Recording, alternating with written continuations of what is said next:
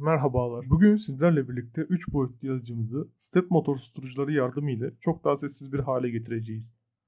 Bu parçayı internete NEMA 17 amortisör veya damper yazarak bulabilirsiniz. Piyasada bu işlemi kasnak sökerek yapanlar var. Ama yeni tip 3 boyutlu yazıcılarda kasnak press fit yani fabrikasyon çıkışlı bir şekilde monte ediliyor ve bunu çıkarmak hayli zor ve parçaya zarar verme ihtimaliniz ise yüksek. Şimdi başlayalım. Ben bu videoda X ekseninin takılışını göstermeyeceğim. Çünkü açıklama kısmında verdiğim linkteki videonun X ekseni kısmı birebir aynı. Fakat Y ekseninde linkteki videoda kullanılan yazıcı Ender 3 olduğundan Y ekseninin parçaları farklı. Linkteki videoyu izleyip oradaki parçalara da bastıktan sonra açıklama kısmında verdiğim linkteki dosyayı indirip bu işleme başlamadan önce baskı almalısınız. X eksenini ister önce ister sonra yapabilirsiniz. Şimdi gelelim Y eksenine.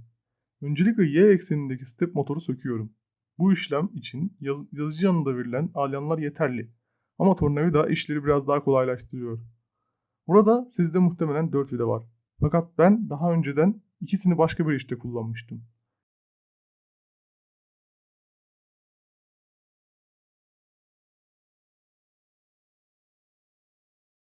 Y ekseni step motorunu söktükten sonra susturucuyu motora monte ediyorum.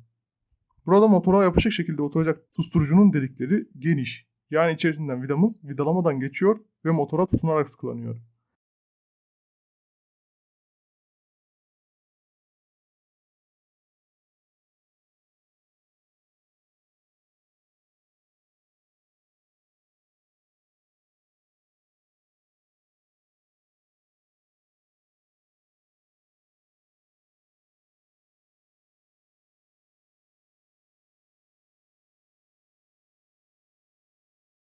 Şimdi baskı aldığımız parçayı takıyorum.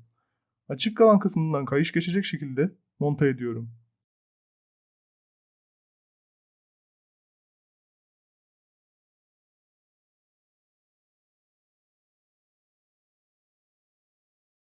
Burada kullandığım vidalar X ekseninden söktüğüm uzun siyah vidalar. Biraz uzun olmalarından dolayı iki somun ile sıkışmalarını sağlıyorum.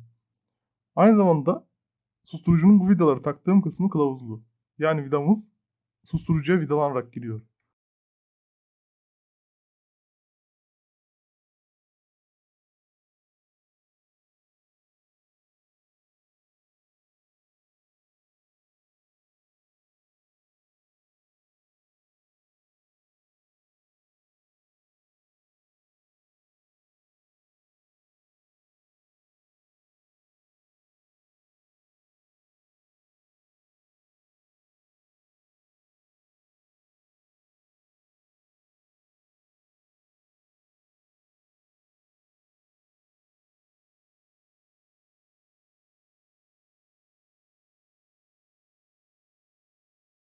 Bu işlemi yaptıktan sonra tablo geriye gittiğinde end stop'a değmeden motora dokunuyor.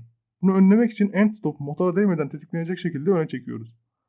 Hangi parça olduğunu şu anda ekranda görebilirsiniz.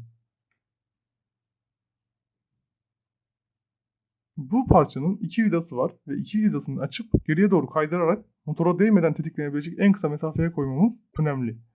Bu işlem bende y ekseninden 5 mm kısıtlamış oldu ve aynı zamanda y ekseninin ters hareket etmesine neden oldu. Aynı zamanda x eksenini de diğer videodan izleyip yaptıysanız x ekseninin de ters dönmesine sebep olacaktır. Bunları yazıcının sistemine bildirmemiz gerekli. Bunun için yazıcımızı güncellememiz gerekecek. Eğer nasıl yapılacağını bilmiyorsanız yukarıda ve açıklama kısmında koyduğum linkteki videomda anlatmakla birlikte bu işlem için yeni karta ihtiyaç bulunmuyor. Yazıcınızı nasıl güncellediğinizin bir önemi yok. Sadece configuration.h dosyasındaki y-bed size kısmını 230 ile, fakat şöyle de bir durum var. Eğer siz 230 yaptıktan sonra da hala y ekseni ileri geri son konuma gelirken tıkırdama, zorlanma yapıyorsa 230'u daha da düşürebilirsiniz. Ama bende 230 çalışıyor. Ve yine aynı dosyadaki, yani configuration h dosyasındaki invert x dir ve invert y dir kısımlarında true ise false'a, false ise true'ya dönüştürmelisiniz. Tabi x kısmını yapmanız tamamen o videoyu yapmış olmanıza bağlı. Bu kodlarda x'i değiştirirseniz x'in yönü ters döner, y'yi değiştirirseniz y'nin yönü ters döner.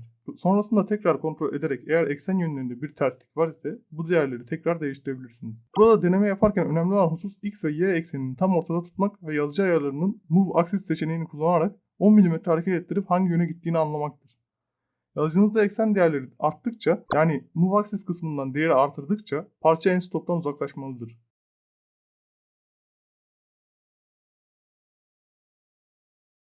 Bu videomuzun da bugün sonuna geldik. Eğer işinize yaradıysa abone olup beğenmeyi unutmayın.